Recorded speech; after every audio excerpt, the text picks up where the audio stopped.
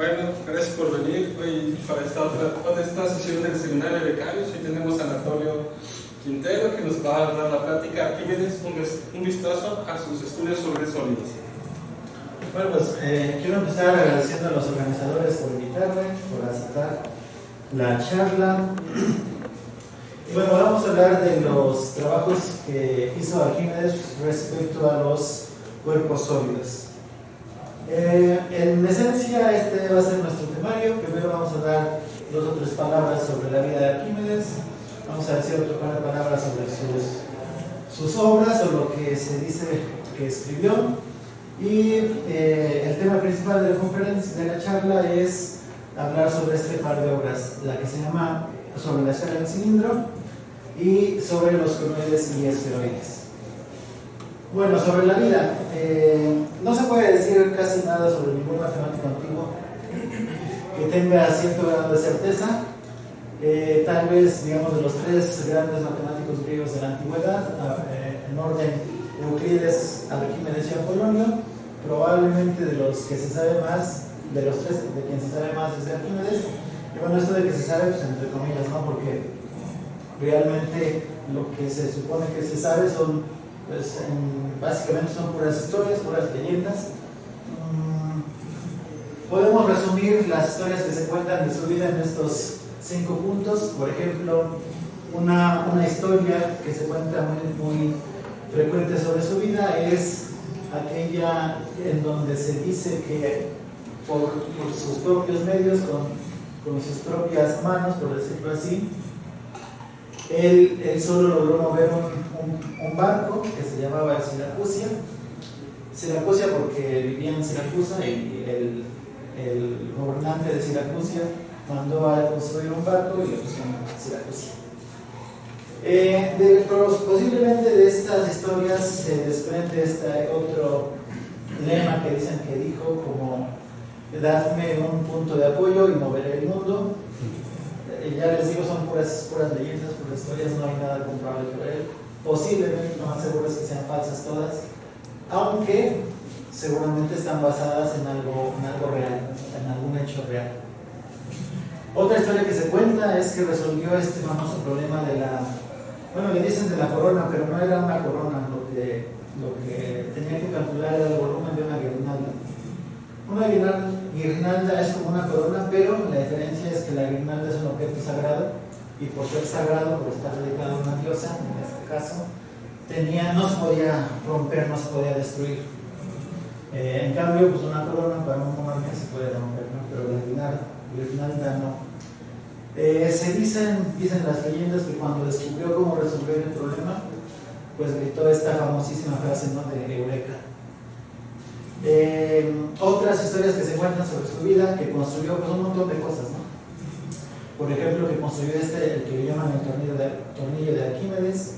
Se cuenta que construyó un planetario. Un planetario es un modelo de los planetas, incluyendo el Sol y la Luna, donde claro que la Tierra está en el centro del modelo, y los demás planetas, el Sol y la Luna, giran alrededor de ella. Se dice que construyó un órgano hidráulico. Un órgano es un instrumento musical hidráulico porque funcionaba debajo del agua, le soplaba, se producía ciertos sonidos. Se cuenta también que contribuyó a la defensa de Siracusa cuando los romanos intentaron conquistarla. Y bueno, aquí se cuentan todo aquel tipo de historias, ¿no? Que construyó un montón de máquinas, que incendió unos barcos, un montón de historias, ¿no? Ya digo, todas seguramente falsas. Incluso su muerte es una cosa en donde se han inventado historias. Precisamente en el segundo sitio de Siracusa, después de que fallara el primero, cuando finalmente cae la ciudad, se les ordena a los soldados no matar a Arquímedes, sino capturarlo vivo, porque querían ver al responsable de haberles causado tantas molestias, ¿no?, en la conquista de la ciudad. Y bueno, la leyenda es que lo encontraron en algún lugar trazando círculos, pero no lo reconocieron. Entonces le borraron ahí sus trazos, gritó al soldado que dejara sus círculos en paz, y lo mataron. Ahí muere. Se cuenta que muere en el año 212, probablemente estos sean más o más o menos fidedigno porque va más o menos acorde con la caída de Siracusa, y quien lo cuenta dice que vivió 75 años. Entonces de aquí le cuentas para atrás y pues, ahí tuvo que haber nacido, ¿no? Sobre sus obras matemáticas. Bueno, quiero aquí hacer una anotación. Si comparamos lo que se cuenta de su vida contra lo que se sabe de su obra matemática, pues es fácil darnos cuenta que de lo que se cuenta, pues no hay casi nada o nada de su obra matemática. Entonces esto era más bien pues una serie de historias que tenían su función, que tenían su propósito para divulgarlo entre la gente que no se dedicaba a estas cosas de las matemáticas, de la geometría en particular. Bueno, ¿qué sabemos? ¿Cuáles obras nos han llegado sobre Arquímedes? Tenemos una obra que se llama Sobre la esfera y el cilindro, en 2 libros. 2 libros, libros en la antigüedad es como más o menos lo que hoy llamamos capítulo, un capítulo de un libro. Entonces esta es una historia, una obra escrita en dos libros, en 2 capítulos. Hay otro que se llama La medida del círculo. Este es seguramente es un fragmento de otra obra mayor, porque esta nada más contiene 3 proposiciones. Esta del círculo solamente tiene 3 proposiciones y están tan mal escritas que se nota que fueron como un resumen, una selección de una obra más grande. Tenemos esta otra que se llama Sobre los conoides y los esferoides, sobre las líneas espirales, sobre el equilibrio de las figuras planas, o también llamado los centros de gravedad de las figuras planas, también en figuras. Una cosa que se llama El arenario, otra obra que se llama La cuadratura de la parábola, otra que se llama Sobre los cuerpos flotantes, también en 2 libros. Una cosa así muy esotérica que apenas se conoció más o menos de manera completa el siglo pasado, el Histomagion. El método de los teoremas mecánicos, el libro de los lemas, el problema de los bueyes. Todas estas obras han llegado hasta nosotros, las tenemos, aunque seguramente no están completas. A todas tienen alguna. Por ejemplo, el libro de los lemas es una obra que solamente la atribuyen los escritores árabes y está tan mal escrito que seguramente, casi con toda probabilidad, este libro, el llamado libro de los lemas, no es de Arquímedes. Sí es un tratado de matemáticas griegas, pero no es de Arquímedes. Además de estas que sí han llegado hasta nosotros, pues hay otras que no han llegado hasta nuestros días.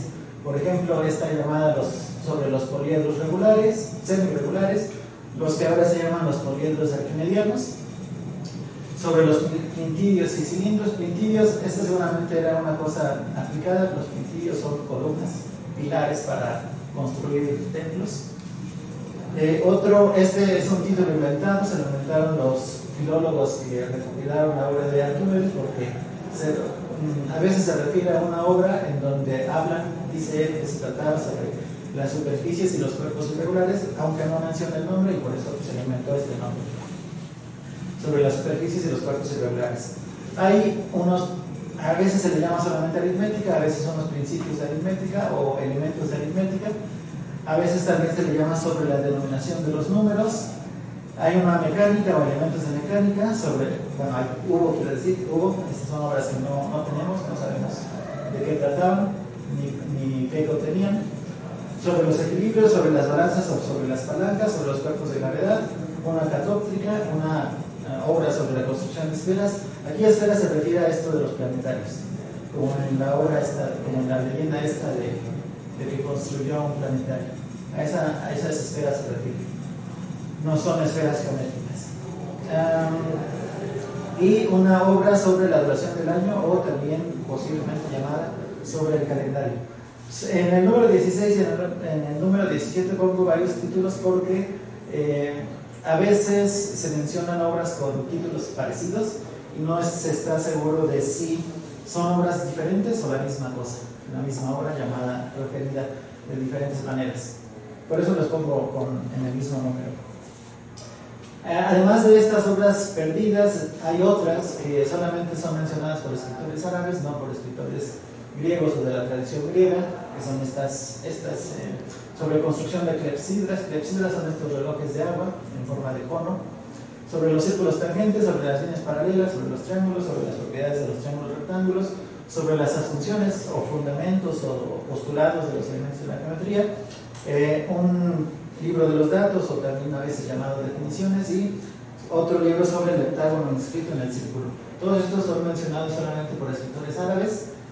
Seguramente, bueno, es muy difícil saber si de veras son de Arquímedes o no. A veces el quien está mencionando en estas obras que tal resultado es de Arquímedes, lo menciona junto con un montón de otros resultados que seguramente no son de Arquímedes, sino del respectivo árabe que lo está escribiendo. Y bueno, si comparamos estos con los que sí estamos, o que la tradición asegura que son de Arquímedes, pues estos son de mucho menor calidad, de mucho menor interés, son resultados pues de menor interés. Bueno, las obras que están en azul son aquellas obras en donde Arquímedes se ocupa de el estudio de los sólidos. Por eso las pongo en azul, porque es el tema de la charla, que son estos dos libros sobre la esfera y el cilindro, sobre los conoides y esferoides. Yo en la charla voy a hablar de estos dos. También en el método sobre los teoremas mecánicos habla de algunas proposiciones que tienen que ver con sólidos. Algunas de esas se repiten aquí sobre los conoides y esferoides, algunas en referencia también a algún resultado sobre la esfera y el cilindro. Y bueno, de las que no tenemos, pues no podemos asegurar nada porque no las tenemos, pero solo por el título, tal vez estas que están en azul también tenían algo que ver con sólidos. Bueno, pues entrando ya al tema del contenido del libro llamado Sobre la esfera y el cilindro, el primer libro consta de 44 proposiciones. Después, primero pone una carta de Wikipedia. Después de la carta viene un conjunto de 6 definiciones. Después de las 6 definiciones vienen estos 5 postulados. Dice Arquímedes: asumo lo siguiente, o postulo lo siguiente, aunque literalmente es asumo lo siguiente, que de las líneas que tienen los mismos extremos, la recta es la más corta, pero esto usualmente se toma como una definición de línea recta, pero para Arquímedes no es definición, es un postulado. Lo que quiere decir es esto, ¿no? Que si tenemos pues un par de puntos y entre ellos construimos líneas, la que es la más corta es la línea recta, pero esto es un postulado. De las que tienen los mismos extremos, la recta es la más corta. De las otras líneas, las que no son la recta, si estando en un plano tienen los mismos extremos, como A y B, tales líneas son desiguales, siempre que ambas sean cóncavas hacia el mismo lado, o bien que una de ellas esté completamente comprendida por la otra y la recta, y que tienen los mismos extremos que ella, o bien una parte esté comprendida y otra parte sea común. Esto quiere decir así: esta línea rosa es menor que esta porque está comprendida entre esta y esta, y ya sea que esté completamente comprendida o que sea algo así, que después de cierto punto coincide con otro. Aún en ese caso es menor. Y bueno, aquí es necesario que esté comprendida, ¿no? Y bueno, no lo dije porque está en las definiciones, pero aquí estamos suponiendo que estas líneas son siempre convexas hacia el mismo lado. No se vale que no sean convexas como esta, ¿no? Porque si es como esta, pues ya no se vale. Siempre convexas hacia el mismo lado. De modo semejante, de las superficies que tienen los mismos extremos, si tienen los extremos en un plano, la menor es el plano, ¿no? De todas, la menor es el plano. Es lo análogo de esto, pero con superficies. Postulado 4: de las otras superficies, o sea, las que no son el plano, que tienen los mismos extremos y los extremos están en un plano, tales superficies son desiguales, puesto que si ambas superficies fueran cóncavas hacia el mismo lado, o bien una superficie estará comprendida entera completamente por la otra y por el plano que tiene los mismos extremos que ella, o bien una parte estará comprendida y la otra tendrá algo en común, como en este caso. Y postulado 5: y la superficie comprendida será siempre la menor. Postulado 5: y además en las líneas desiguales y las superficies desiguales y los sólidos desiguales, líneas, superficies y sólidos, el mayor excede al menor en una magnitud tal que cuando se añade a sí misma, cuando se toma un múltiplo de ella, es capaz de exceder cualquier magnitud propuesta de las que decimos que guardan razón. Esto seguramente se puede reconocer porque es una versión de lo que ahora se llama el axioma de Arquímedes, ¿no? Este es el axioma de Arquímedes. Arquímedes lo pone en varios lugares. En un lugar es este, sobre la esfera y el cilindro, pero también lo pone, por ejemplo, en la cuadratura de la parábola y en otros lugares. Bueno, este es el axioma de Arquímedes, pero solamente aplicado para líneas, superficies y sólidos.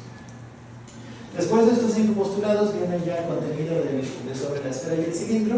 Yo aquí lo estoy resumiendo mucho porque, como les digo, el primer libro consiste de 44 proposiciones. En las primeras 6 podemos encontrar lo siguiente.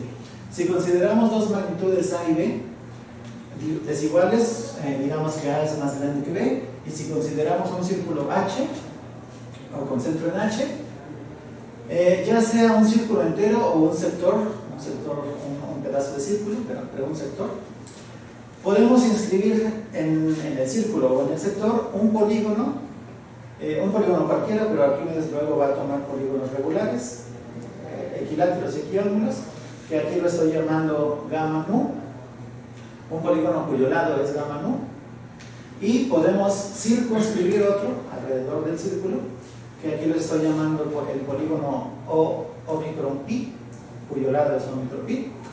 Podemos inscribir y circunscribir polígonos de modo que pase esto, que el lado del polígono circunscrito entre el lado del polígono inscrito tenga una razón más pequeña que la razón que hay entre A y B. Pero estas magnitudes A y B son arbitrarias, o sea que se pueden hacer tan grandes o tan pequeñas como queramos.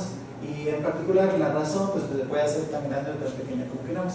Entonces la razón entre los lados del polígono inscrito y circunscrito se puede hacer tan pequeña como se quiera. Si quieren verlo como de una manera moderna, pueden pensar que esta razón es una épsilon mayor de 0. Entonces la razón entre los lados se puede hacer más pequeña que un épsilon. Pero no solamente se puede hacer eso con los lados de los polígonos, sino con las áreas de los polígonos. Esta notación quiere decir las áreas.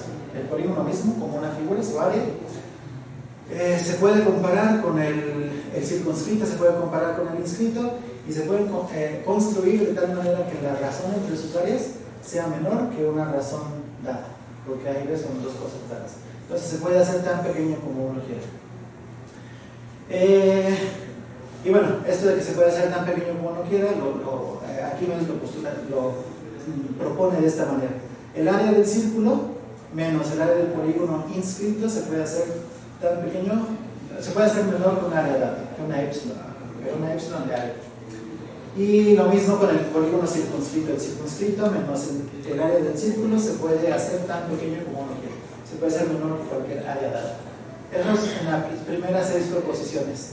En las proposiciones 9 a 12 encontramos algo así. Si se inscribe o circunscribe una pirámide en un cono isósceles es el cono que tiene sus generatrices iguales.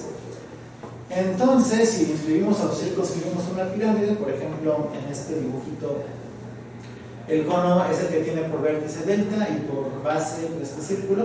La pirámide es aquí una pirámide pentagonal con estos vértices, y bueno, lo que decimos es que si pones adentro una pirámide y si circunscribes una pirámide alrededor de ese cono, la superficie aquí quiero decir la superficie sin la base, la superficie lateral de la pirámide, ya sea la inscrita o la circunscrita, sin la base, es menor o mayor, menor para la inscrita, mayor para la circunscrita, que la superficie del cono, sin la base, sin la base.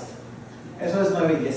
9 para la pirámide inscrita, la proposición 10 lo mismo, pero para la circunscrita. En las proposiciones 11 y 12, lo mismo, pero para prismas y conos. Si se inscribe o circunscribe un prisma en un cilindro, en lugar de cono, la superficie del prisma, ya sea inscrita o circunscrita, es menor o mayor, respectivamente, que la superficie del cono, pero de nuevo sin las capas, sin las bases. Bueno, esto casi se sigue de inmediato de sus definiciones, de sus postulados de superficies, ¿no? Pero aunque se siga de inmediato, se tiene que demostrar.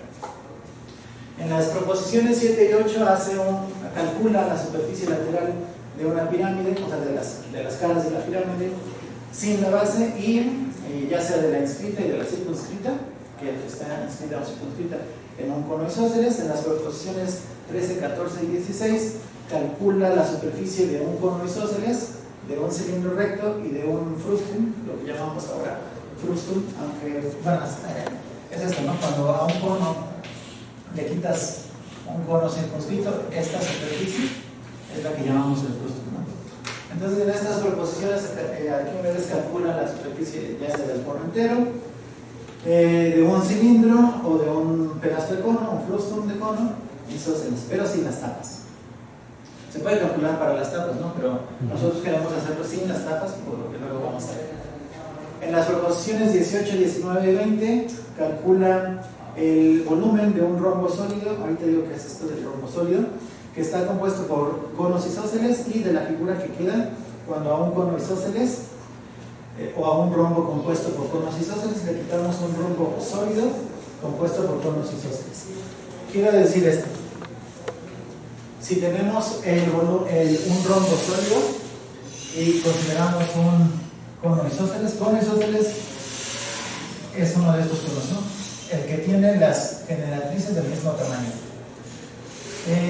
Si tú construyes una figura compuesta por dos conos, tales que los vértices están en la misma línea, los ejes de los conos están en la misma línea recta, a esta figura le llamamos rombo sólido. Es como una pirinola, ¿no? Una figura compuesta por dos conos, tales que los ejes están en la misma línea recta, es un rombo sólido. Bueno, en estas proposiciones dice, vamos a suponer que a un cono entero, a un cono isósceles, que tiene estas generatrices iguales, le vamos a quitar el volumen de un rombo sólido. Entonces, esta figura que te queda es a la cual queremos calcular su superficie y su volumen.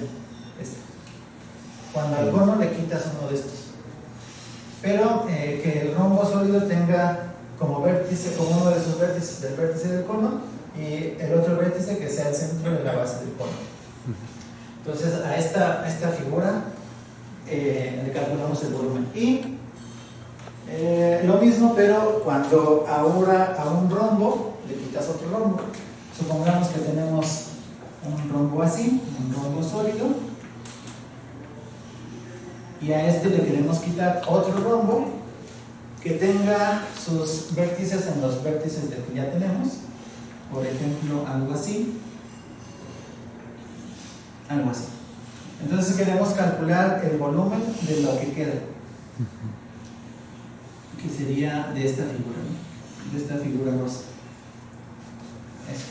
De eso que queda.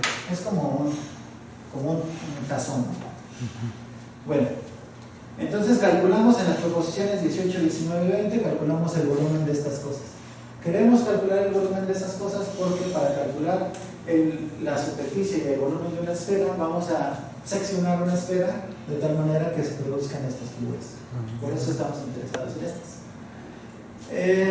Después de estas primeras 20 proposiciones que pueden considerarse como lemas para demostrar el teorema principal, vienen ahora sí, digamos, el núcleo del tratado sobre la esfera y el cilindro. Consideremos una esfera y sobre esa esfera consideremos un círculo máximo que aquí estoy llamando alfa, beta, gamma, delta, ¿no? Este círculo máximo. Supongamos que en este círculo máximo se inscribe y se circunscribe un polígono equilátero y equiángulo, pero ahora, si antes lo hacíamos para cualquier número de lados, ahora quiero que tenga un número de lados que sea múltiplo de 4. Esto del 4 ya les tiene que sonar, ¿no? al volumen de la esfera. Que sea múltiplo de 4. Y si permaneciendo fijo el diámetro, en este caso el diámetro es beta delta, si permaneciendo fijo el diámetro hacemos girar toda la figura, pues vamos a obtener el círculo máximo, nos va a generar la esfera, el polígono inscrito, pues una figura, y el circunscrito una figura semejante, pero el inscrito es una figura inscrita en la esfera y el circunscrito nos genera una figura circunscrita en la esfera. Y entonces vienen esta serie de proposiciones. En la proposición 23 nos dice que, aquí a la figura le estoy llamando con esta F garigoleada para no poner tantos vértices que me cupieran. En la proposición 23 nos dice que la superficie de la figura inscrita es menor que la superficie de la figura, de la esfera entera. Esto igual es un poco fácil de ver, ¿no? Si la figura está metida adentro de la esfera, debe tener, y como es convexa, por los postulados estos, debe tener una superficie que es menor que la superficie de la esfera completa. Y en la proposición 28, lo mismo, pero ahora para la figura circunscrita, ¿no? La que está conteniendo a la esfera. En ese caso, la superficie pues, va a ser más grande que la superficie de la esfera. En la proposición 24 me demuestra que, bueno, calcula, aquí realmente calcula cuánto es la superficie de esas figuras. En el caso de la figura inscrita, la superficie es igual a la superficie de un círculo cuyo radio satisface esta condición. El cuadrado del radio es igual a un rectángulo cuyos lados son el lado del polígono inscrito, en este caso alfa kappa, el lado del polígono inscrito, y esa es, digamos, la base del rectángulo. Y la altura es la suma de las paralelas. Aquí no hay paralelas porque no es esta figura la que usa esta. Las paralelas quiere decir esto. Voy a encontrar una figura, supongamos que este es el círculo máximo, y aquí ¿cuántos hay? 1, 2, 3, 4. Tiene que ser un múltiplo de 4, ¿no? El número de lados debe de ser un múltiplo de 4. Bueno, algo así. Las paralelas me refiero a estas. Si tú conectas estos vértices, estas rectas que conectan los vértices, son paralelas. Entonces lo que está diciendo es que cuando tú haces girar esta figura, voy a poner así como para indicar que es una figura sólida, la superficie de esta figura que se genera, de la inscrita y de la circunscrita también, es igual a la superficie de un círculo cuyo radio es, ¿cómo lo puse ahí? R sub O, donde este radio al cuadrado, el cuadrado del radio de este R sub O, el cuadrado es igual a un rectángulo cuyos lados son los que pongo aquí. Un lado de este rectángulo es el lado del polígono inscrito, alfa kappa, digamos este, y el otro lado es la suma de las paralelas de estas. Vamos a ponerle aquí un kappa prima, aquí hay eta, aquí no hay, pero vamos a ponerle, no sé, x y x prima. Entonces la base de este polígono es la suma de estas paralelas, kappa prima más alfa eta más x, bueno, todas las que haya, ¿no? Porque es un múltiplo de 4. Yo puedo tener ahí 400 lados. Entonces aquí le ponemos todas las que haya más x prima. Bueno, la superficie de esa figura es este círculo cuyo radio tiene esta propiedad. De la figura inscrita, pero la circunscrita cumple con la misma cosa. Nada más que ahora, en lugar de considerar el polígono inscrito, tengo que considerar el polígono circunscrito. Y este lado sería el polígono el lado del polígono circunscrito. Bueno, ahí se llama, pero es el análogo, es completamente análogo. Y las paralelas pues serían las paralelas que conectan estos vértices, ¿no? Bueno, ese es el área de la figura inscrita y circunscrita respectivamente. En la proposición 25 me demuestra que la superficie de esta figura, ya sea inscrita, en el caso de la proposición 25 la inscrita, en el caso de la proposición 30 la circunscrita, es igual, la figura, o sea, no sé, en el 25. Su superficie es, en el caso de la figura inscrita, menor que 4 veces el círculo máximo. Y en el caso de la figura circunscrita, mayor, la proposición 30, es mayor, la superficie es mayor, la circunscrita es mayor que 4 veces el círculo máximo de la esfera. En la proposición 26 demuestra, ahora calcula el volumen de esta figura. El volumen de la figura inscrita en el 26 o circunscrita en el caso del 31 es igual a un cono. Aquí tampoco dibujé el cono, pero es el volumen, es un cono que tiene estas propiedades. La base del cono es un círculo cuya área es igual a la superficie de la figura inscrita. Pero ya sé cuál es la superficie de la figura inscrita, es este círculo. Entonces el cono tiene un círculo, una base que es igual a este círculo. Vamos a ponerle, bueno, o sea, es este cono, un cono que tenga esa base. Y la altura del cono es la perpendicular que se traza desde el centro del círculo máximo, del centro de la esfera, hasta uno de los lados, ya sea de la figura inscrita, en el caso de las figuras inscritas, o de la figura circunscrita, que sería, si este es un lado y este es el centro, la perpendicular es esta, me refiero a esto. Entonces, esta perpendicular, si la uso como la altura de un cono, y si la base es un círculo que tenga la misma superficie que la figura inscrita o circunscrita, en el caso de la inscrita es este, ¿no? En el caso de la circunscrita, la perpendicular sería un radio, ¿no? Un radio del círculo máximo. Bueno, pues el volumen de esta figura está dado por, es igual al cono que tiene estas propiedades, esta base y esta altura. Entonces ya sé cuál es la superficie de la figura inscrita y circunscrita, y ya sé cuál es el volumen. En las proposiciones 27 y 31, el corolario de la 31, Arquímedes dice, bueno, el volumen de esa figura inscrita, en el caso de 27, o circunscrita, en el caso del corolario de la 31, es menor o mayor, respectivamente, que 4 veces un cono que tenga como base el círculo máximo, el círculo máximo de la esfera, que no es este, es un círculo más chiquito, y que tenga como altura el radio de la esfera. O sea, ese sería otro conito, un poco menos alto. A ver, no, el radio es un poquito más grande, ¿no? Más grande que la perpendicular, pero que tenga como base el círculo máximo. Ahí sí. Entonces, puedo comparar el volumen de la figura inscrita o circunscrita contra un cono que tenga estas propiedades. En el caso de la inscrita es menor que 4 de esos conos, 4 conitos puestos juntos, y en el caso de la figura circunscrita es más grande que 4 de esos conitos. En la proposición 32 puedo comparar las superficies y los volúmenes de estas figuras circunscrita e inscrita contra la razón que forman sus lados. La proposición, la primera parte de la proposición dice que la razón entre las áreas, entre las superficies de estas figuras, es menor que el cuadrado de la razón entre los lados.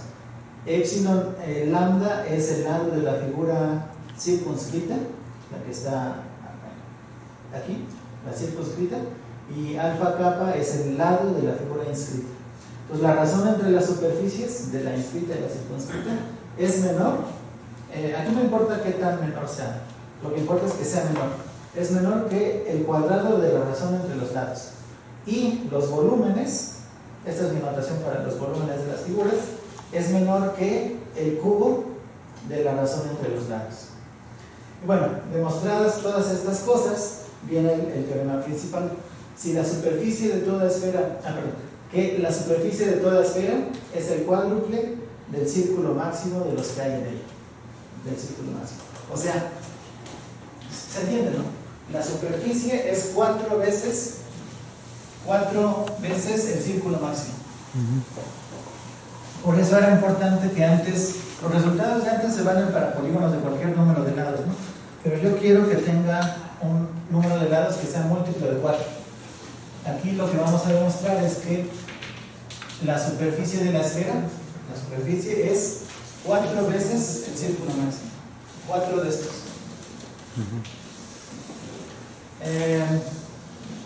Que deben ser iguales. No creo que me dé tiempo de demostrarlo, pero si me da, podemos regresar a la demostración al final. Puedo decir cuál es la idea de la demostración. La demostración usa 2 métodos, el método por contracción y el método que a veces le llaman de compresión.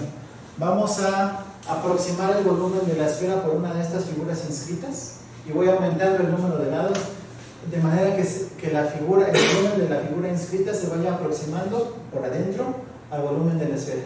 Y voy a hacer lo mismo, pero ahora con una figura circunscrita. Voy aumentando el número de lados de tal manera que el volumen de la circunscrita se vaya acercando por arriba al volumen de la esfera.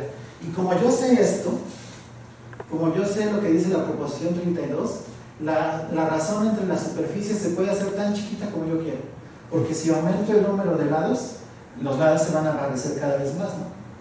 O sea que esta razón se puede hacer menor que 1 y al cuadrado pues es todavía más chiquito, mucho más chiquito que 1, ¿no? Entonces yo puedo hacer que la razón entre las superficies de la figura que inscribo y circunscribo se aproxime tanto como yo quiera, tanto como una epsilon, ¿no? Se puede hacer menor que todo epsilon mayor que 0. Y voy a hacer lo mismo con los volúmenes. Entonces, en la proposición 32, aquí me demuestra, primero, supone que no es igual, que la superficie de la esfera no es igual a 4 de estos. Si no es igual, o es mayor o es menor, ¿no? Si suponemos que es mayor, llegamos a una contradicción usando estas proposiciones. Si suponemos que es menor, llegamos a una contradicción usando las mismas proposiciones. Entonces no puede ser mayor ni menor, ni mayor ni menor, tiene que ser exactamente 4 de estos. En la proposición 34, lo mismo, pero para el volumen. La esfera entera es 4, en volumen, el volumen de la esfera es 4 veces el cono que tiene por base el círculo máximo y por altura el radio de la esfera. Entonces, si estos círculos los usan como base de un cono y como altura el radio de la esfera, vamos a ponerle R. Creo que por ahí no hay ninguna R, no hay riesgo de confusión. Entonces, el volumen de la esfera es 4 de estos. Vamos a ponerle al círculo máximo, vamos a ponerle A. Entonces, es 4 de estos conos. Ese es el volumen. Y el método de demostración es el mismo, ¿no? Voy a usar reducción al absurdo y voy a usar este método de compresión. Entonces puedo demostrar esto, ¿no? Que la superficie es 4 veces el círculo máximo y su volumen es 4 de estos conos que tienen como base, ya digo, el círculo máximo y como altura el radio de la esfera. Y como yo sé que uno de estos conos, el volumen de uno de estos conos es 1/3 del volumen del cilindro que tiene la misma base y la misma altura, eso está demostrado en los elementos de Euclides en el libro 12. O sea, Euclides es un poco anterior a Arquímedes, de modo que Arquímedes conoce esos resultados. Como yo sé que el volumen de esos conitos son 1/3 de estos cilindros, entonces, si tengo 4 de estos, los puedo comparar el volumen de la esfera contra el volumen de este cilindro. Y en el corolario de la proposición 34, precisamente eso es lo que compara.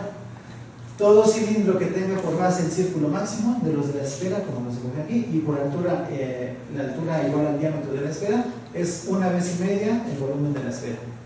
Pero también, como las tapas, yo en las proposiciones anteriores te dije cómo era, te enseñé a calcular esta superficie, esta cara lateral del cilindro.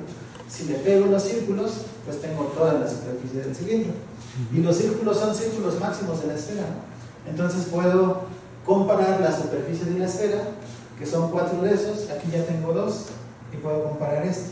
Entonces también la superficie de la esfera, incluidas las bases, ahora sí, las bases del cono, es 1,5 veces la superficie del cono, pero con tapas, es 1,5 veces, 3 medios, la superficie de la esfera.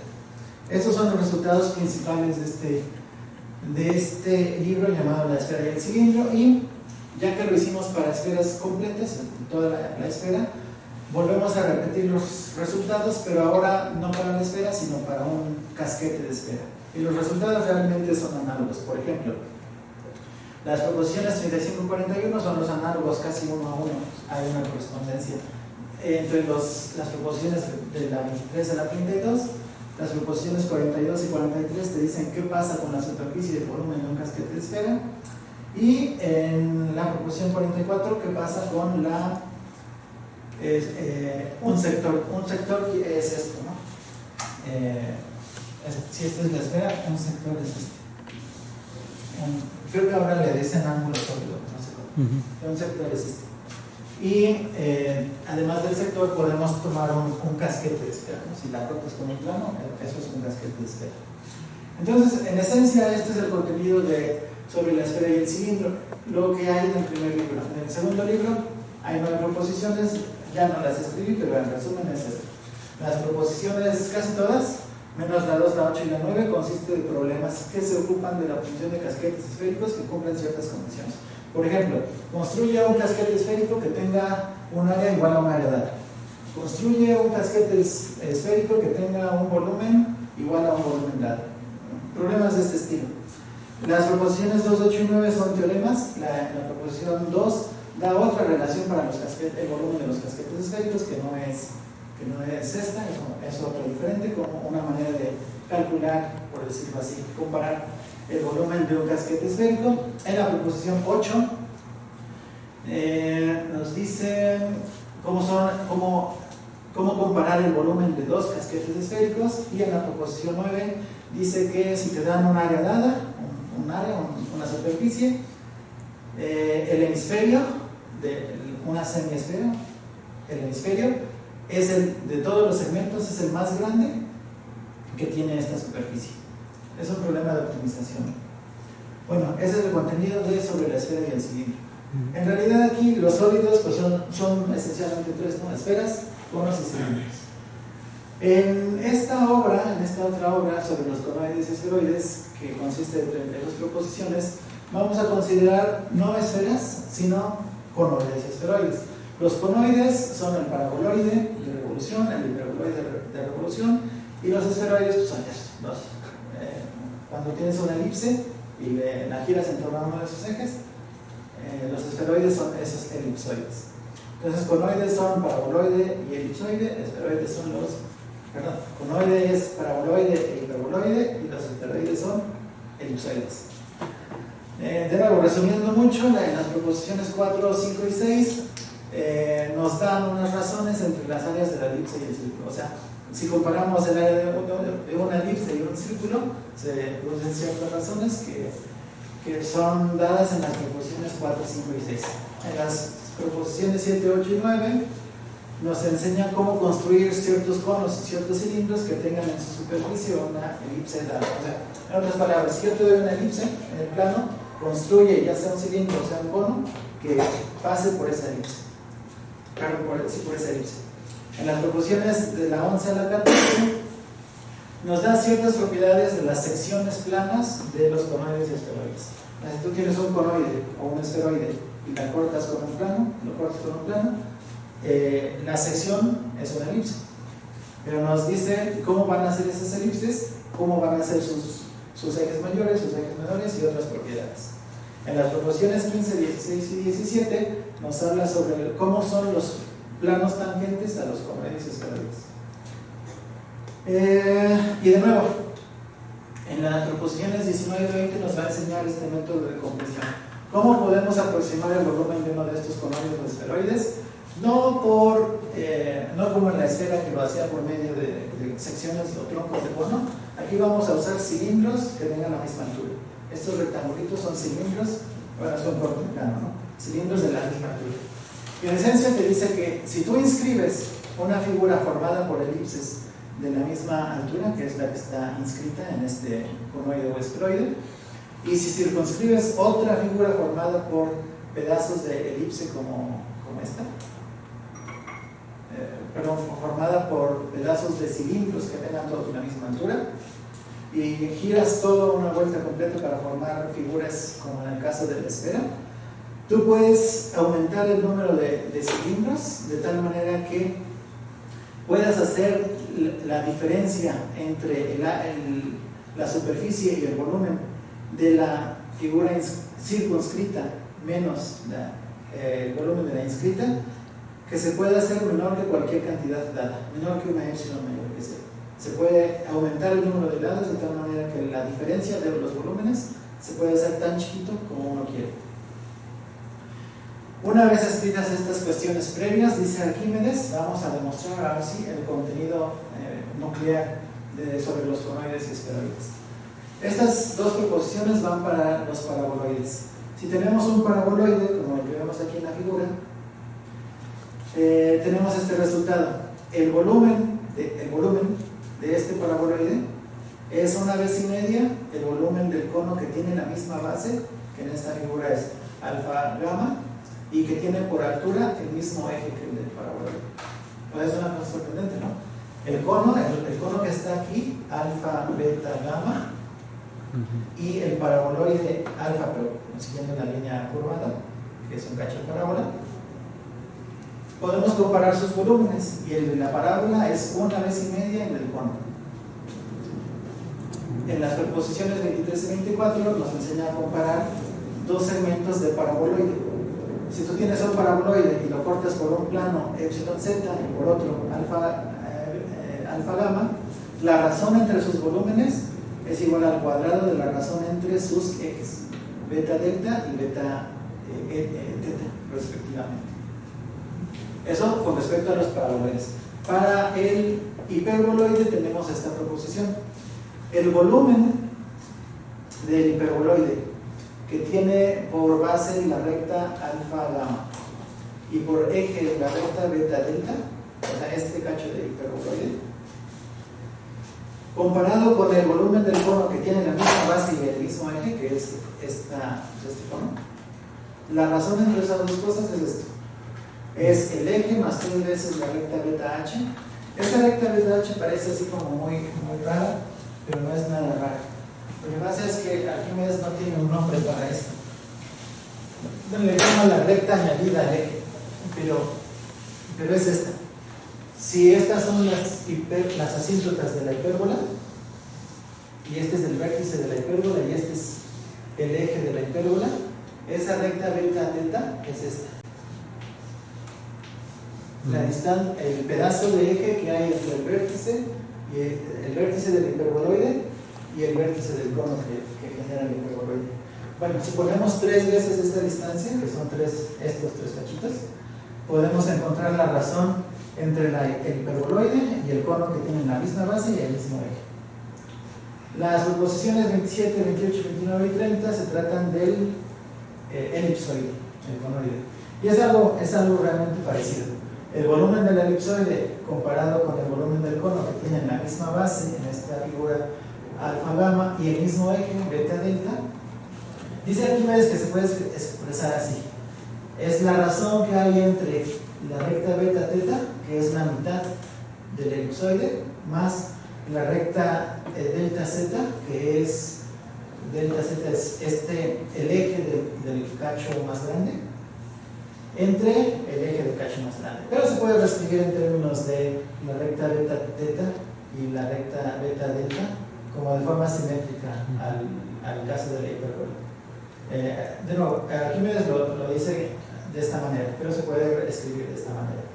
Y las últimas dos, bueno, esto se vale para segmentos de hiperboloide que sean menores que la mitad. Esta teta es el centro del hiperboloide. Y aquí tenemos pues, un segmento que es menor que la mitad. Las otras dos, 31 y 32, lo mismo, pero ahora cuando el hiperboloide es mayor que la mitad. Nada más que aquí la figura está volteada. O sea, volteada con respecto a esta. En las proposiciones 31 y 32 nos dice cómo es el volumen ahora de este cacho, el que es más grande que la mitad, que se puede expresar de esta manera, ¿no? La razón entre el volumen del elipsoide y el volumen del cono es igual a la razón que hay entre la recta teta delta, que es la mitad del eje del elipsoide, más la recta delta epsilon, que es el eje del cacho más chiquito. Este es el cacho más chiquito, ¿no? Alfa delta gamma es el cacho más chiquito y este es el cacho más grande entre el cacho más chiquito. Bueno, pues estas proposiciones son el contenido sobre los conoides y esferoides. Lo demás son cosas previas, lemas que necesito para demostrar lo que quiero demostrar sobre los paraboloides, sobre los hiperboloides y sobre los elipsoides. Y esencialmente esto es el contenido del libro llamado Sobre los conoides y esferoides. Y bueno, aquí pongo una bibliografía por si están interesados en el tema. Y eso sería todo.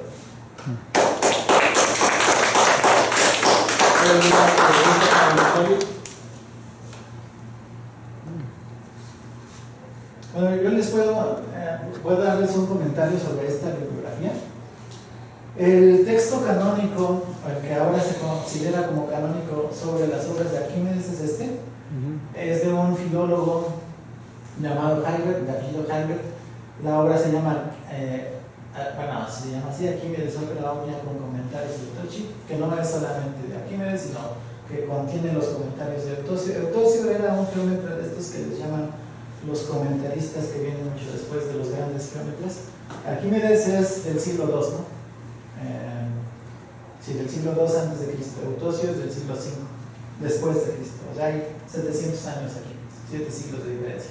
Pero Eutosio escribe unos comentarios a las obras de Arquímedes, y Hilbert, cuando edita la obra de Arquímedes, pone junto a la obra de Arquímedes los comentarios.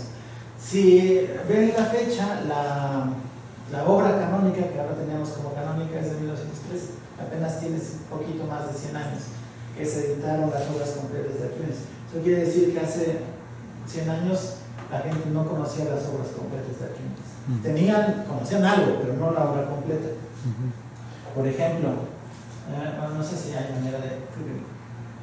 Esta, seguramente por ahí han visto en el History Channel o en algo, que hace unos 100 años se descubrió un nuevo tratado de Arquímedes en donde te enseñaba cómo construyó él, cómo encontró sus teoremas.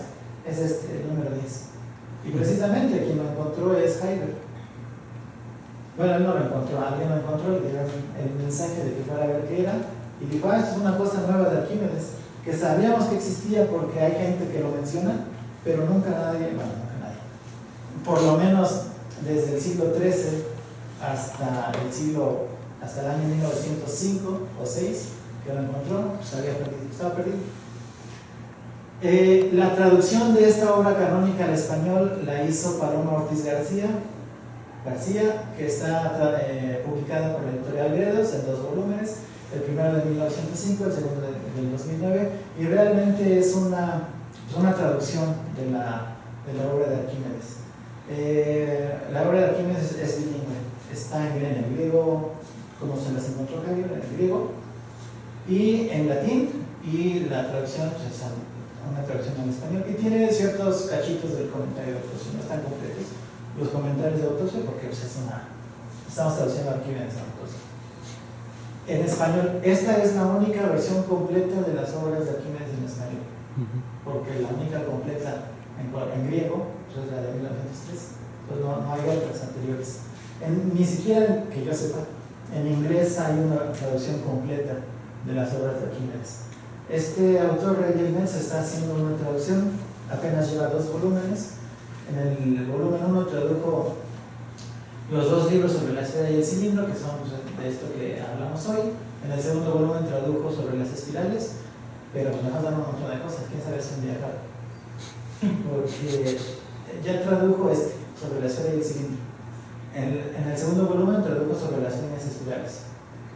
O sea, ya tradujo el 1 y el 4, pero pues le faltan todas estas cosas. En inglés. En español ya tenemos todo traducido, todo Arquímedes traducido, tomado de la versión de la versión canónica, la versión completa que es la de Hegel.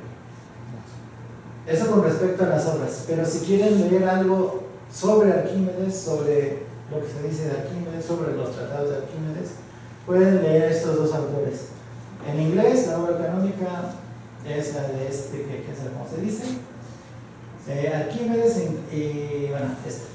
Y también se puede consultar la obra de Thomas Hill.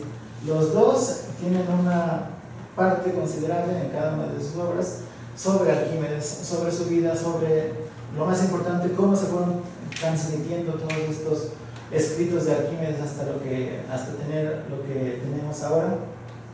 Y bueno, después cada uno a su modo interpreta los resultados de Arquímedes y más o menos los expone, pero hay que tener cuidado con esto, que no es una traducción. En los 2 casos están haciendo una reinterpretación de los teoremas y te explican el teorema y te demuestran el teorema, pero no como lo hizo Arquímedes. Lo pone cada uno pues, a su modo, ¿no? Con notación moderna, usando argumentos modernos que no eran propios de los griegos. Heath más que este otro, pero en cualquier caso no son traducciones. Si lo quieren leer en inglés, busquen en Nets, pero les digo que nada, lleva 2 volúmenes.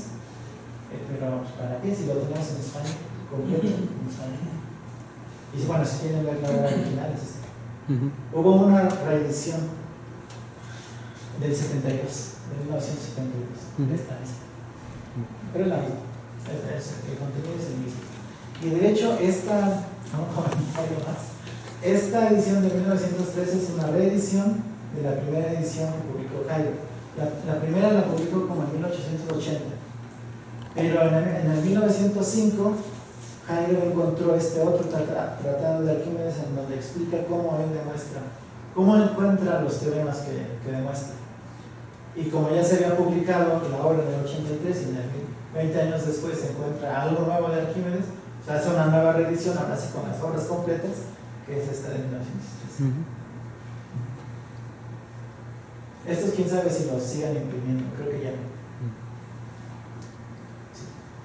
Bueno, pero no sé si alguien quiere preguntar algo. Si no, regresamos otra vez a la exposición.